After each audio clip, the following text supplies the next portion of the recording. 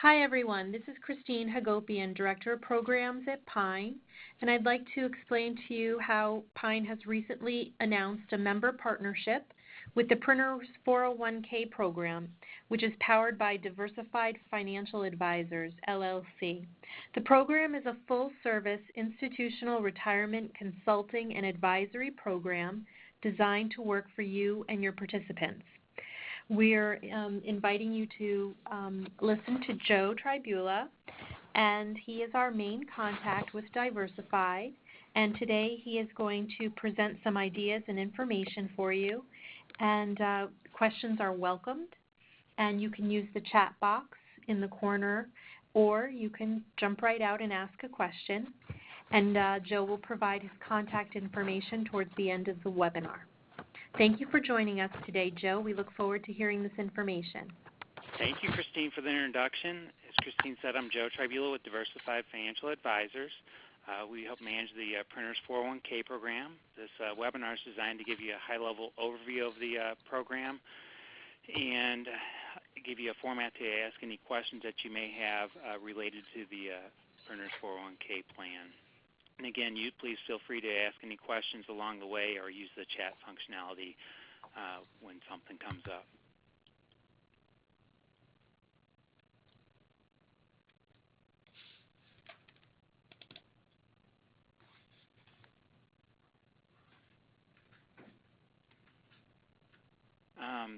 Up here is I'm going to give you a little bit of information related to the Diversified Financial Advisors. We are a registered investment advisor who specialize in servicing and managing retirement programs.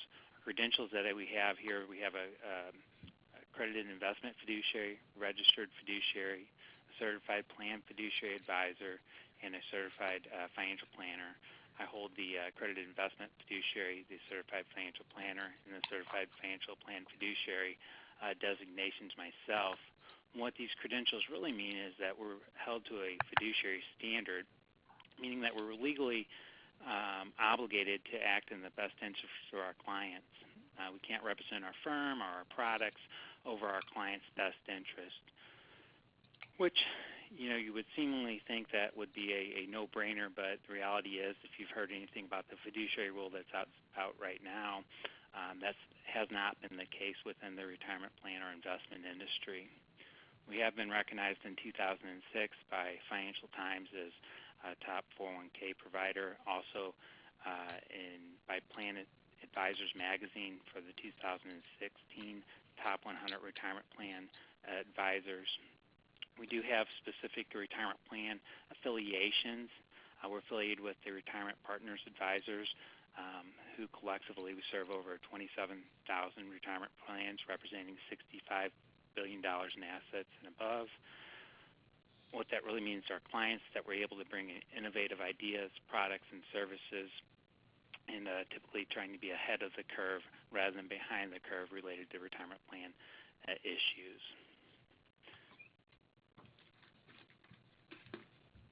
So the Printers401k program, again, is just a full-service institutional consulting and advisory program designed for the printing industries, specializing in all areas of retirement plan consulting and participant education. We service printing companies nationwide. There's a list of the industries that are some of the associations that are participating in the program along with Pine. Excuse me, Joe. Yes. Is this a multiple employer plan? No, it's not a multiple employer plan. Each plan is individually designed to meet the needs of the company.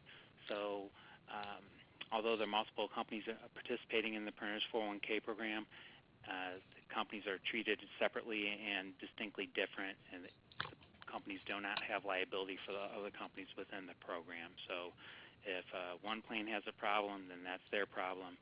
It does not involve your particular plan.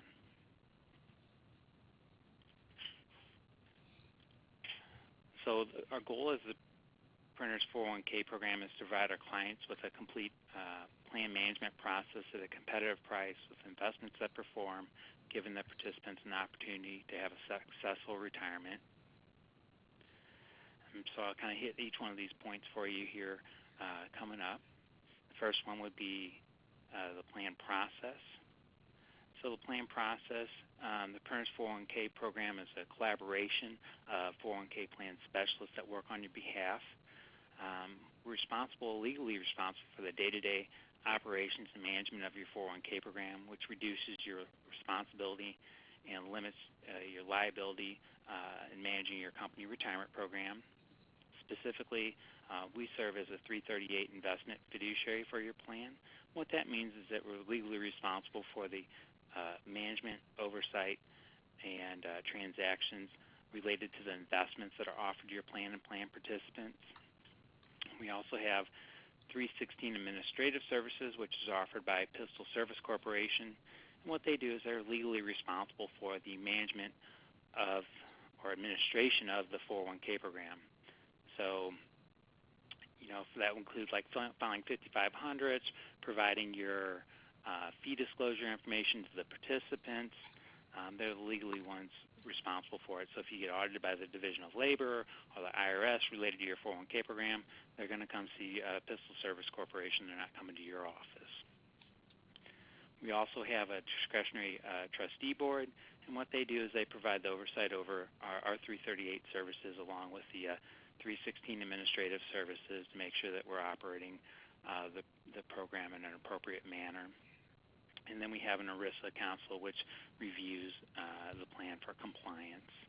So if you kind of think about it on a quarterly basis, we hold meetings to review and discuss the operations of the program and the plan and each plan. You kind of think about that, in the meeting we have all four of these parties collaborating and acting on your best interest, and you kind of think about how your plan operates currently. I haven't come across a plan to date, unless it's a publicly traded type of a company that have all four of these parties in the exact meeting themselves. Excuse me, Joe, there's another question. Sure. How do I know who is responsible for my plan? Hold on one second. I have that slide. Let me just come up with that real quick. I'll rearrange them. How do you know who's responsible for your 401k program? One of the easiest ways is to look at your plan 5500.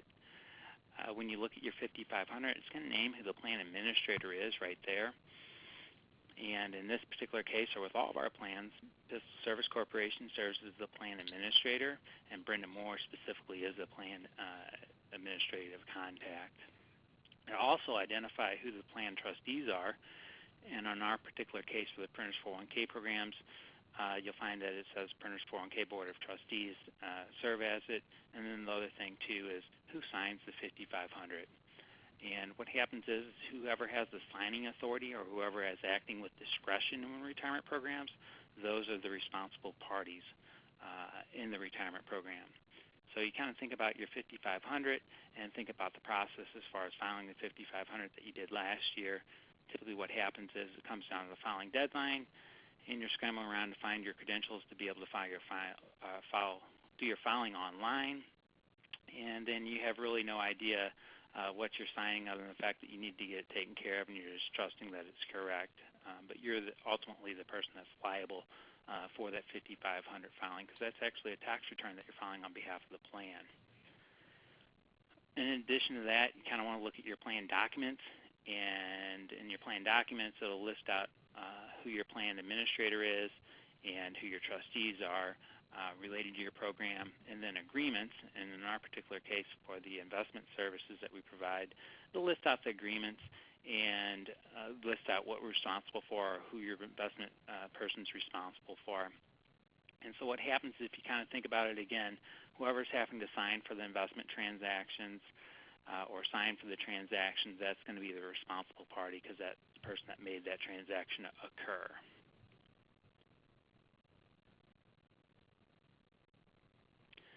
As far as the price is concerned, we have one record keeper, one 316 administrator, one 338 investment fiduciary, one discretionary trustee group, one ERISA council.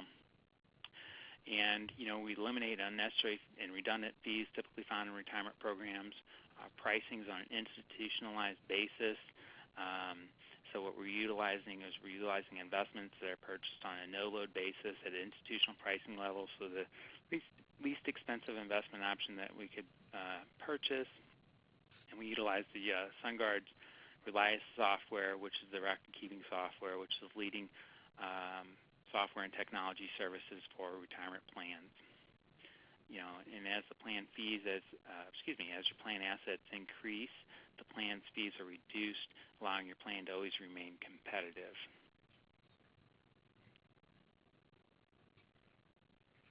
As far as the plan performance is concerned, since we do operate in a transparent and open investment environment, which allows us as an investment fiduciary to have a complete access to complete universe of investment options. There are no proprietary product requirements, so we don't have a limited menu of investment options. So, a lot of times I hear, we have an open investment menu. We choose anywhere from 300 investment options. Well, that's great. So typically what that means is that we have found 300 investment options that pay some sort of revenue to our plan providers that you are able to choose from. In our particular environment, we have 10,000 investment options to choose from, or a complete universe of investment options to choose from to be able to be placed within your program.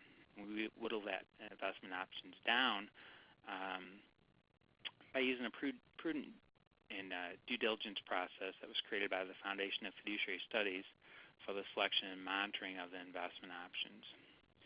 And what it does is it enables us and assures of a prudent and objective investment selection process. So this process is a standardized process, and why the standardized process is important is because we're not able to massage the data.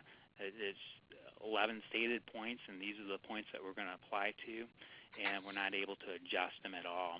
So meaning like we're looking for a manager to have a 3-year track record, the inception date of the product to be 3 years, the manager tenure to be 2 years, the assets under management to be $75 million or above. The composition of the portfolio, we want to be investing in 80% to where its stated asset class is. So it's supposed to be investing in domestically. We want 80% to be invested domestically. It can't have 70% invested domestically and then the other 30% invested in cash or outside the United States. We're also looking for the investment style to match its peer group. So if it's supposed to be investing in small caps, we want investing in small caps, not large caps. If it's supposed to be investing in growth, we want it to be investing in growth and not value.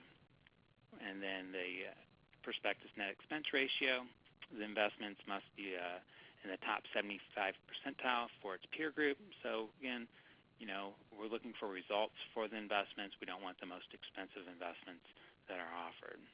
And then we're looking at the alpha and the Sharpe need to be above 50% for its peer group. 1 and 3 and 5 year rates of return need to be above 50% for its peer group. And how that translates is that each investment option is given a score between 0 and 100, 0 being an investment option that does not have any deficiencies, 100 meaning it has all sorts of deficiencies. And graphically speaking,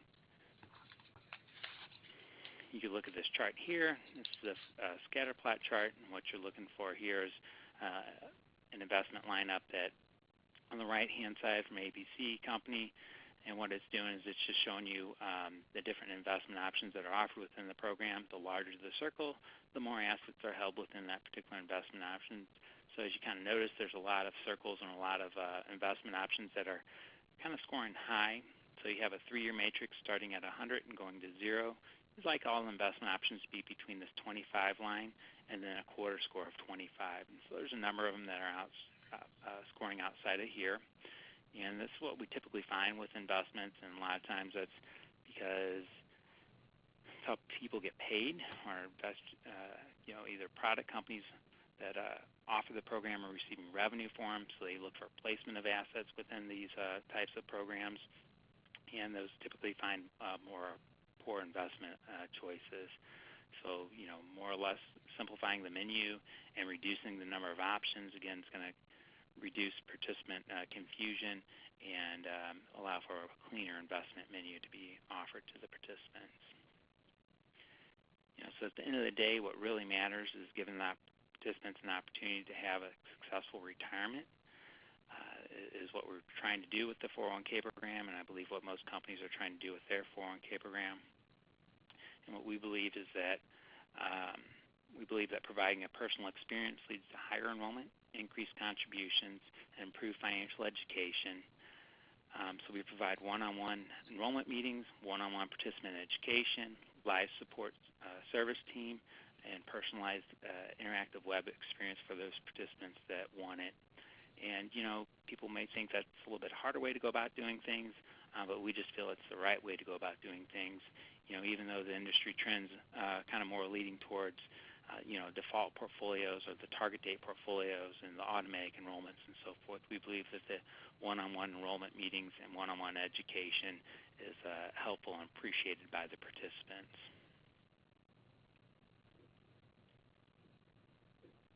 As a result, every plan has to go through a compliance testing each year. And the reason for the compliance testing is it's a governmental requirement. And what it does is it assures that the highly compensated employees are not benefiting over and above what the non-highly compensated employees are benefiting by. So you either have passed the testing or you have to elect some sort of safe harbor program. And so basically what happens is that through this testing, the highly compensated on average can only defer 2% above what the non-highly compensated employees defer. So the more non-highly compensated employees defer, the more money the highly compensated employees on average can defer towards their retirement, and the less likely they'll receive a refund. I have a couple examples here of the results of our efforts for the past three companies we enrolled. And what we have here is a company that has 45 eligible employees, previously had a participation rate of 40%, and they had an average non-highly compensated deferral percentage of 3.2. I went in and I did the enrollments. I took that 40% to 89%, and I took the average deferral percentage for the non-highly compensated group to 5.19% from the 3.12%, so it was 2.1% higher. And so that was really a 72% increase from where it was before. And then from taking the 40% participation rate to the 89%, that was a 122% increase over where it was before. And again, the whole reason for it is allowing the highly compensated employees to defer more money, allowing the current non-highly compensated employees to defer more money so they have a chance for a successful retirement. This one I had was one that we recently came in Atlanta, and they had 9 employees. Their participation rate was 22%. They didn't think I was going to be able to get that good of participation from their employees, and I said, yeah, we'll see. Went out and did the enrollments one-on-one with the people, went from 22% to 100%, so it's a 78% increase or change, and then we had a 350% increase from the 22 to the 100%. Average deferral percentage was 2%, went from 2% to 9%. There's a 7% change or a 372% change. That particular company is very happy because now the guy, the owner, he can cap out his contributions to the 401k program at $24,000 for last year. One last one here was a 34-person plan. I had a participation rate previously of 65% with an average deferral percentage rate of 1.68%. Went in, did the enrollments, took it from 65 to 85, took the deferral percentage from 1.68 to 5.12. So those were increases of 32% and then 204%. And so those were really good increases, and I was really happy with those results, and the companies were happy with those results of the efforts. As far as connections and carrier connections, we do have payroll integration within this Printers401k program. What payroll integration is, it's a simple, flexible, cost savings communication with payroll service providers. It doesn't cost anything extra on from the Printers401k. It's just technology that's available to be able to connect with your payroll providers. And if for some reason your payroll providers don't have the technology or capability to do the connections, basically all you're going to end up doing is providing census information or uploading census information to the website, and that's where we capture the data for your plan participants. So that was just a brief overview of how the program works, and I'll open up for some questions and answers. Christine, do we have any questions and answers or questions? I'll have the answers. There doesn't seem to be any additional ones in the chat box at the moment. Okay. That's a lot of information, so I'm sure there will be some questions at some point. And Joe's contact information is there.